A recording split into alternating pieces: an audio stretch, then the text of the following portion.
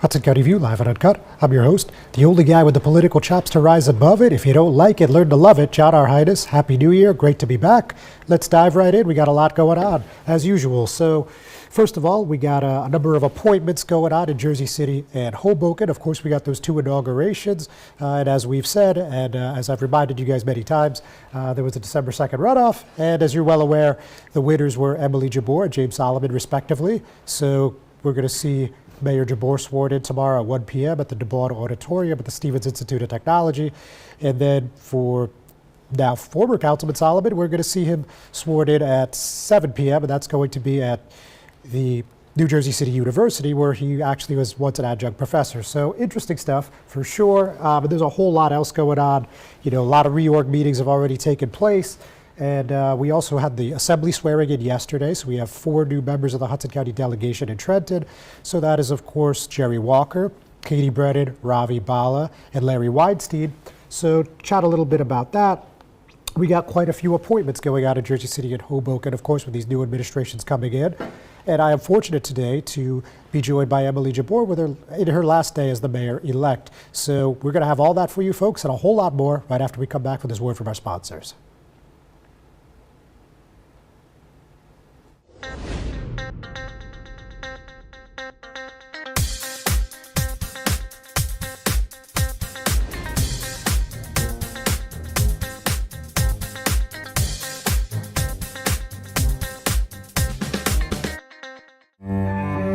No one plans on heart disease, but everyone should have a plan for it.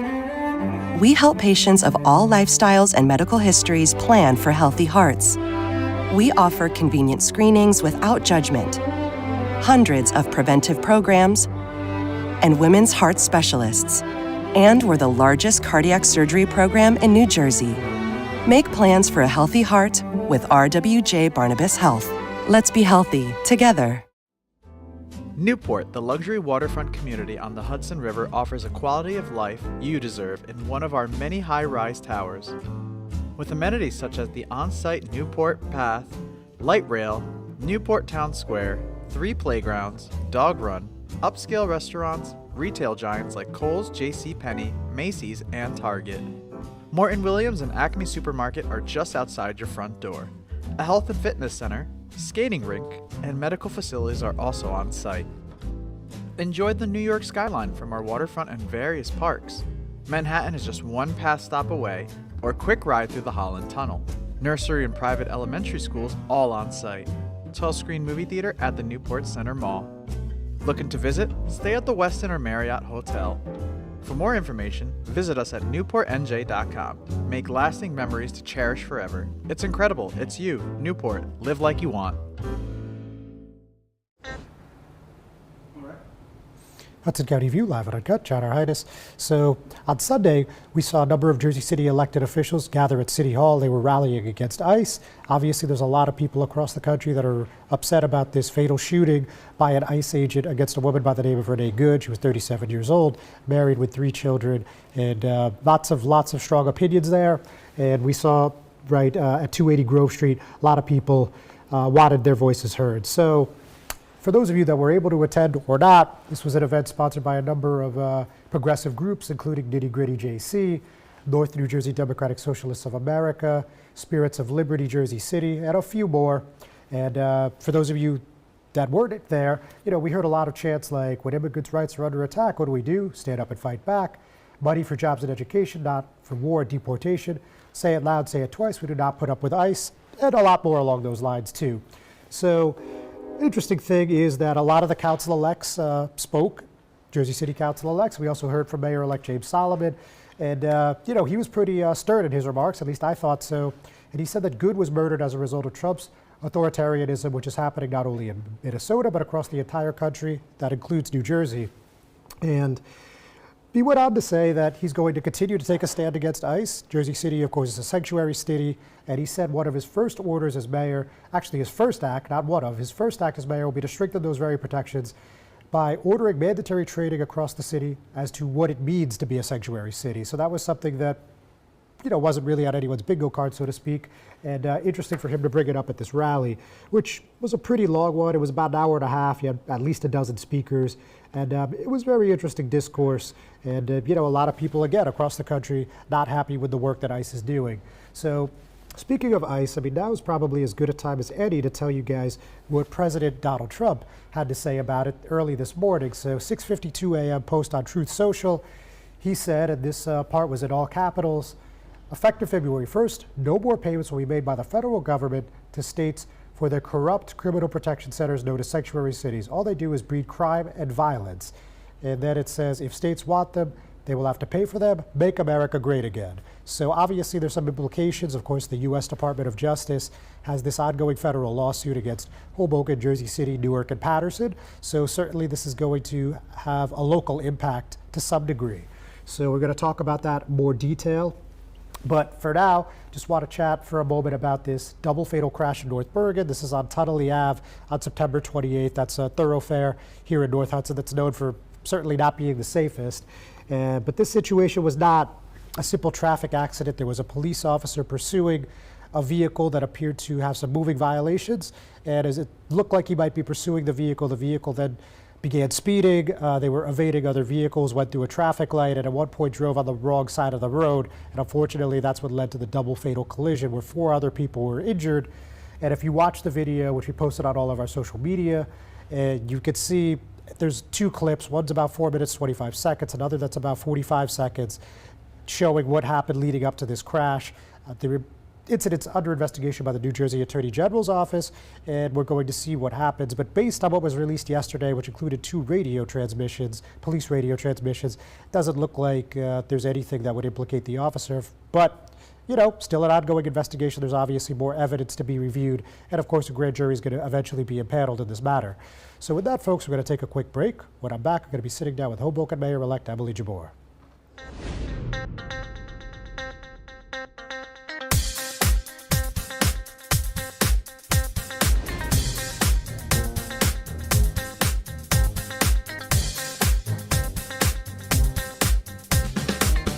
Carpets, 3408 Kennedy Boulevard in the Jersey City Heights, your one-stop store for residential and commercial floor treatments, carpeting, linoleum, tiles, laminates, hardwood floors, area rugs, remnants, all major brands, all in stock. Free estimates, same-day installation. Consumer Carpets, it's savings, selection, installation. Credit cards and debit cards accepted. Financing available. Consumer Carpets, price to fit your budget, installation to fit your schedule. On the net at consumercarpets.com. Consumer Carpets, Jersey City, 201-792-2712. Panapinto Properties, Jersey City, shaping the workplace with state-of-the-art office spaces and addresses your company desires. Building residences that define your home environment, adjacent to all modes of transportation with on-site parking available. The right address, the right lease. Call 201-521-9000 or visit online at panapintodevelopment.com. Panapinto Properties, building Jersey City for everyone.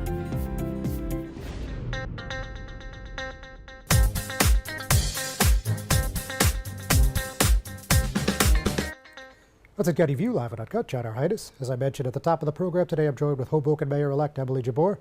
Emily, Happy New Year. Congratulations. Thank you so much. Nice to see you. Good to see you as well. So, we sat in these chairs roughly a year ago, right after you announced. And, it's been a long road, but you made it again. Congrats. And, just what did you think of the whole process? Was it what you expected? Something less, something more? Sure. A lot has happened in a year, hasn't it? Yeah. I'm really honored and I'm humbled by the opportunity that's ahead for me tomorrow when I officially am sworn in. I talked to a number of residents across the city about all the different issues that are facing them. And it was a lot of listening at first and then coming up with solutions. So I'm really excited to get to work. Okay. And then, look, I know it's about the future, but we haven't had a chance to really talk about the race. So, you had 6 people running. Obviously, the runoff was you and 3rd Ward Councilman Mike Russo. And the discourse there was interesting to say the least, I think. So, at the end, we had both of your spouses coming in, and it was a dynamic that was, I think, a little unique, even by Hoboken standards. So when you're looking back on it, the mail and the social media and the debate, what did you think about that? I think there were some unfortunate moments in that runoff process. I think the first part of the election, I think everyone was kind of out there talking about what they stand for, who they are, and when The runoff, obviously the stakes are a little bit higher in that environment, and it was a head-to-head discussion. I think some of the discussion that brought in family members was unfortunate and out of bounds, and I said as much in the moment of the debate when that happened. It did create a certain level of momentum, I would say, I think, in terms of how we could talk about things in an honest way, about some of the issues facing the city. And so I'm really excited to move ahead. I have spoken to Councilman Russo about his joining us tomorrow for the swearing-in ceremony, and I'm happy he'll be joining us. All right, very nice. Not a bad conclusion, things considered. And what can we expect tomorrow at the Stevens Auditorium? Sure, I'm really excited for tomorrow's event. Governor-elect Mikey Sherrill will be there to conduct the swearing-in. I'm really excited that she's taking time out of her very busy schedule to be there, especially for being the second woman sworn in as Hoboken's mayor. It's really meaningful for me to have her there. She's an incredible leader and an example for me, for sure. It's going to be a wonderful sold-out event. We have a packed house expected tomorrow at Stevens. I'm really grateful that they were willing to host us for this. And I think it's a new chapter for Hoboken. I'm really excited for the energy and the optimism around tomorrow's events. Okay, so we have a lot more, but we're just going to take an early break, so just give us 1 second here. We'll be right back.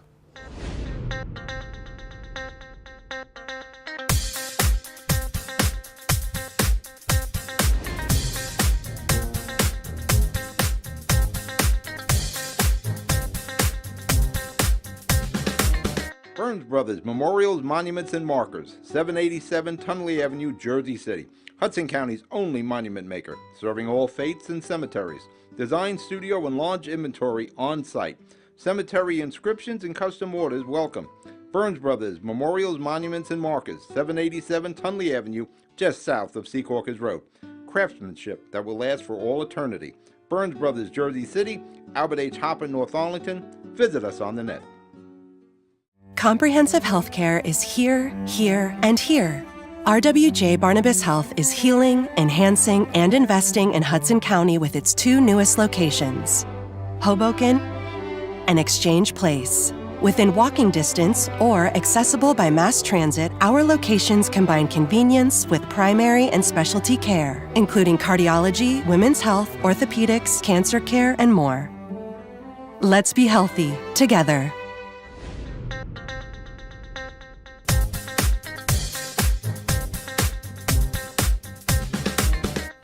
Hudson County View live at Uncut. Chad Arhitis still here with Hoboken Mayor-elect Emily Jabbour. So sorry I had to jump in there, but just had to do a quick check behind the scenes. But everything is well. So with that, you had something else you wanted to add about the inauguration? Oh yes, our other guest speaker for tomorrow's events that I'm really excited to have joining us is the Executive Director of Moms Demand Action.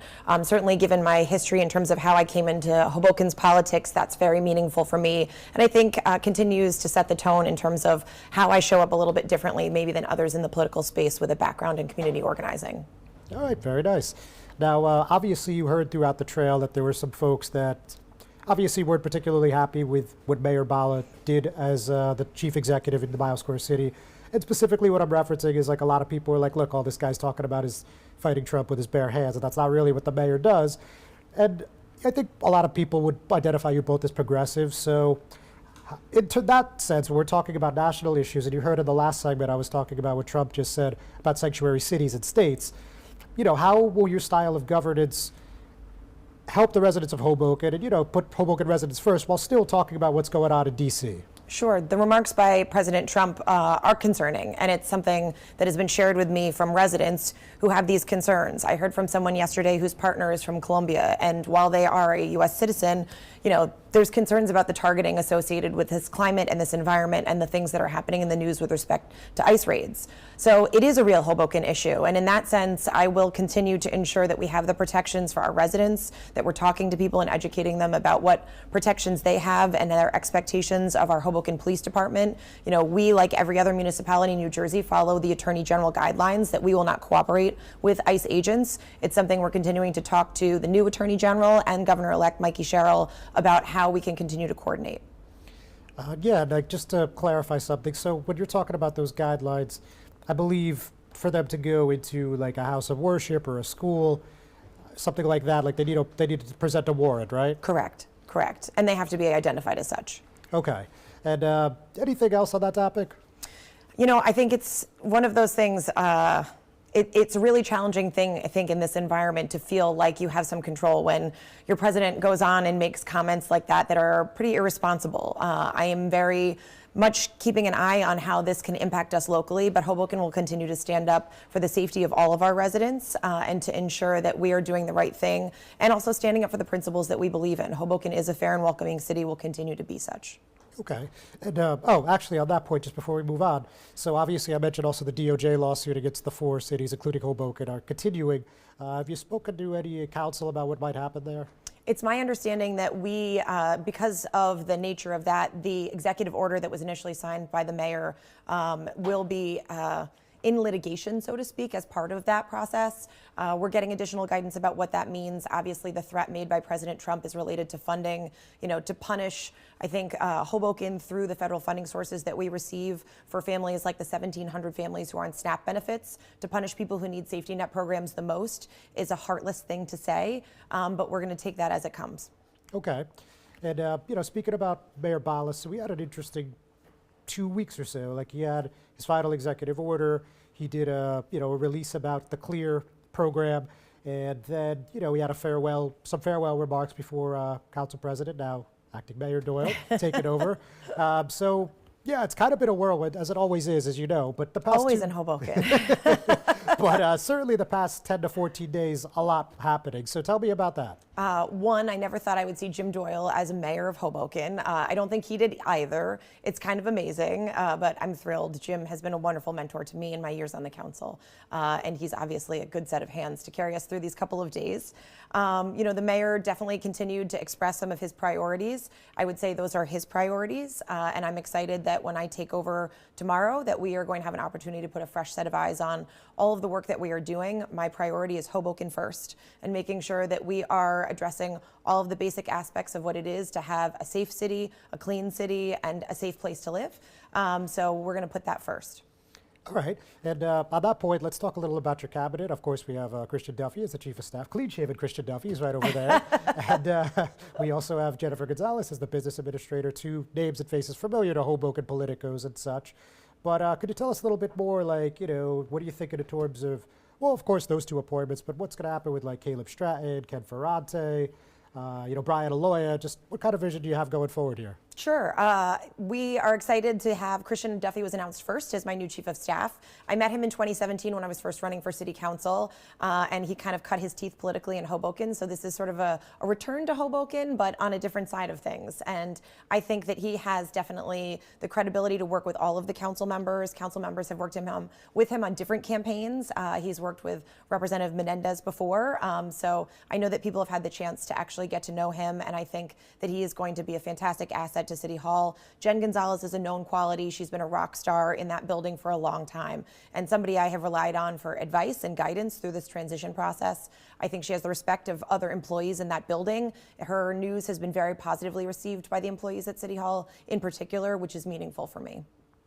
All right. And when we're talking Corp Council, also Public Safety Director, Health and Human Services, any movement on that front yet? So we're continuing to meet with all of the directors, and there'll be additional announcements to come for sure. All right, fair enough. And you plan on having a Deputy Chief of Staff? No, not at this time. Okay. And what about Communications Director, Spokesman, Spokeswoman? Somebody that will be new to the scene that I'm excited has agreed to work with us is the person who was doing my social media as part of my campaign, a woman named Kathleen. She's going to be joining as our Director of Digital Strategy. She comes from the private sector and I think brings a really fresh perspective in terms of how we're connecting with residents on the government side. It's something that I tried to center in my campaign in terms of using social media to really engage with people about how the city works, answering questions, and just being really available to use that as a platform for communications. So Kathleen will be joining the communications team, and we're going to think about how we can reach people differently. All right, thinking outside the box, fun Yes. stuff. Yes. So, also, when we're talking about Hudson County and Hoboken, of course, there's always an election for better or for worse. And I noticed that, I didn't see you, but I saw in the coverage that at the commissioners' reorg you were there, and you seem pretty pleased that Anthony Romano's the chair again. So what are you thinking with these county commissioner races, especially, of course, in the 5th District in June 2nd primary? Sure. Commissioner Romano invited me to attend his swearing-in ceremony, and having your representative be the chair of the board is a wonderful thing for Hoboken. That's our shared interest, is making sure that the community continues to be represented in all of those spaces. I know Commissioner Romano, of course, has a long-standing record in terms of representing our community, and I have not always agreed with him in some of his positions. But we are working together to ensure that Hoboken gets its fair share from Hudson County. That's important to me. We've had a really positive working relationship with Craig Guy in the county executive role, and I want to see that continue. So assuming it's him and Ron Batista both on the ballot, what are you thinking? Anything yet? I have not made any decisions in terms of that race. I'm trying to get my feet under me and get into my new role. And once I'm landed there, then I think that could be a conversation for another day. All right, that makes a lot of sense. Now, just, everybody talks about the first 100 days. So how do you see the first 100 days going for you? And what are maybe 2 or 3 top priorities? I'm actually going to be putting out some goals associated around a 100-day plan. So there's more to come on that front for sure. Consistent with my interest in communications and kind of changing that up with Kathleen joining our communications team, we're actually going to be launching a new website and a new app that's going to allow people to more easily engage with the city of Hoboken. A lot of what I have done in my career on the city council has been kind of a point of contact for people when they don't know who to go to at City Hall. They're not sure which office is responsible. Maybe they aren't hearing back on something. This is really going to change the game when it comes to how residents can reach out to City Hall and hear back from City Hall. That's a really important part of this. And I think we need to engage people in a way that's more seamless and a bit easier in terms of an everyday experience. If you're walking down the street and you see something broken, I want you to be able to take a picture, load it into an app, and send it off. It makes my job easier. It makes all of our residents feel empowered about how they can be part of the solution. So no political press releases on Nixle? No, I don't think so. Okay. All right. Well, listen, thank you so much for your time. Of course. Really appreciate it. Best of luck tomorrow. Thank I'll see you you so there. much. I appreciate it. Ladies and gentlemen, don't go anywhere. We're going to be right back. Sit tight.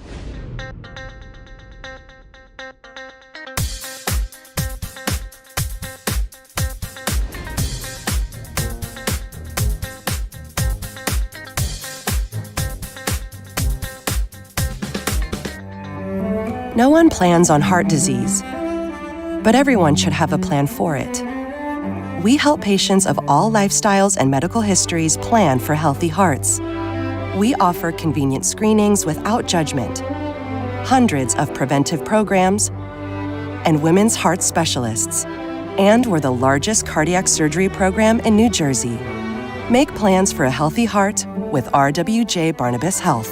Let's be healthy together. Newport, the luxury waterfront community on the Hudson River, offers a quality of life you deserve in one of our many high-rise towers. With amenities such as the on-site Newport Path, light rail, Newport Town Square, 3 playgrounds, dog run, upscale restaurants, retail giants like Kohl's, JCPenney, Macy's, and Target. Morton Williams and Acme Supermarket are just outside your front door. A health and fitness center, skating rink, and medical facilities are also on site.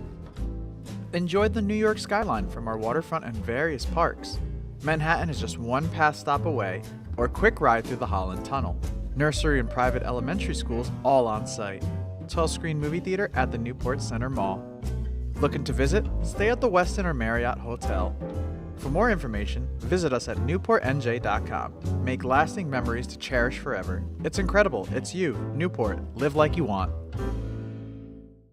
Consumer Carpets, 3408 Kennedy Boulevard in the Jersey City Heights. Your one-stop store for residential and commercial floor treatments. Carpeting, linoleum, tiles, laminates, hardwood floors, area rugs, remnants. All major brands, all in stock. Free estimates, same-day installation. Consumer Carpets, it's savings, selection, installation. Credit cards and debit cards accepted. Financing available. Consumer Carpets, price to fit your budget, installation to fit your schedule. On the net at consumercarpets.com. Consumer Carpets, Jersey City, 201-792-2712. Panapinto Properties, Jersey City, shaping the workplace with state-of-the-art office spaces and addresses your company desires.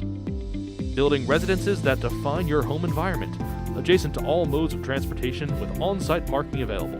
The right address, the right lease.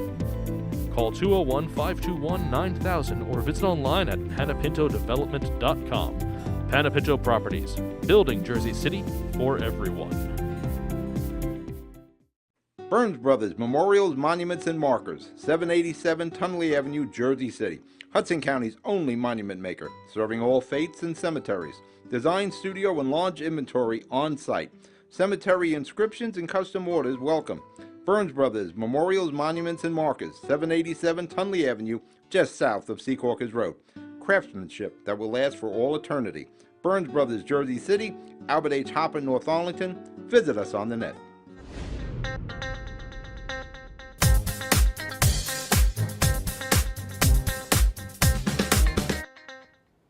That's a Getty View live at Uncut, John Arhitis. So a rare story out of West Hudson, but I would boldly say that there's going to be a lot more because this election season looks like we're starting early. So basically, Kearney 1st Ward Councilman Jordan Zapata and 4th Ward Councilman Stathis Therodopoulos are sparring with Mayor Carol G. Doyle after being removed from the Finance Committee last week. And as I just said, it looks like election season is kicking off a bit early this year. So Theodopoulos and Zapata were taken off the Finance Committee at last Wednesday's reorg meeting. It was a 5-4 vote, and it was to establish all committees, just to be clear. And joining them in voting no were 2nd Ward Councilman Dennis Solano and 3rd Ward Councilwoman Eileen Eckel.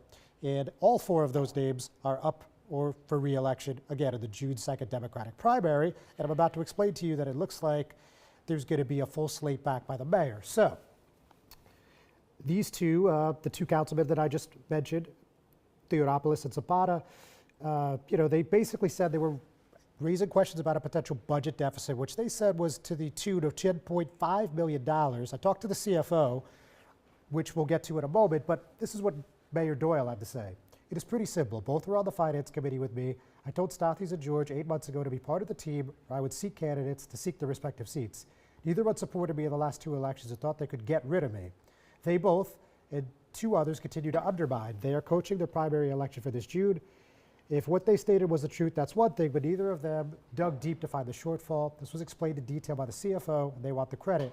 Pay close attention to their agenda going forward. Obviously, there's no love lost here. And Kearney CFO Shub Farazvi wrote in 2 separate emails on October 28th that approximately $10.3 million of surplus was used to balance a roughly $93 million budget, with about an additional $4.5 million in surplus generated. This was for 2025. And he extrapolated what that would mean in 2026.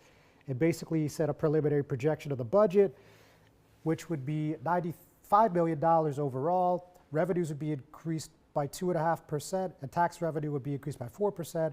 And it would take about $10 million in surplus to budget. And at the end of the 2025, the surplus was at $19,200,000 approximately. So definitely interesting. But then when I spoke with the 2 councilmen, Theodoropoulos said these sorts of threats and retaliation have been a constant theme throughout the mayor's tenure. The most surprising thing here is that she would publicly admit it for everyone to see. Whether or not we speak out, Kearney still has a huge budget deficit that we need to address. And then Zapata added, the mayor wants the council to be a rubber stamp, and now she's saying that she'll run candidates against us who she can control. The people of Kearney deserve independent leaders who will be honest about what's actually happening in town. Of course, Doyle didn't take it laying down. She said to me she's never been a control person, quote unquote, and she said she doesn't run the town the way that her predecessors Peter Zantana and Al Santos used to. And she basically said, I will have county support moving forward. They know that as well. This is about honesty and integrity. They do not get it. So clearly there's more to come in Kearney. So like I said, buckle up. Looks like we're going to have some fun in West Hudson this year as well. Now back to the southern portion of the county for a moment. We have a couple new announcements of who's joining the Solomon administration. First of all, we have Keshav Padar, and he was the executive director of the transition team. He's going to be the deputy mayor for housing and economic development. So Solomon said, I promise Jersey City a government that puts residents first, and Keshav is exactly the person to help deliver on that promise. He has spent his career building affordable housing and fighting for working families in courtrooms and state government at the highest levels of federal policymaking. When developers come to the table, we need someone who knows the deals inside and out. We'll make sure that all of Jersey City benefits. Keshav is that person.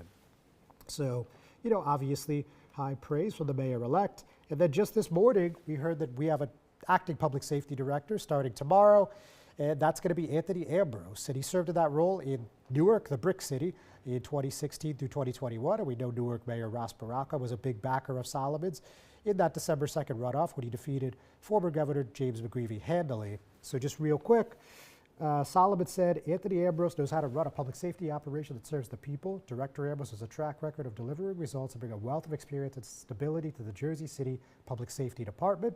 He's also a former Newark Chief of Police, and he's also a former Essex County Prosecutor's Office Chief of Detectives. A spokesman for Solomon said that it remains to be seen if this position will be temporary or not.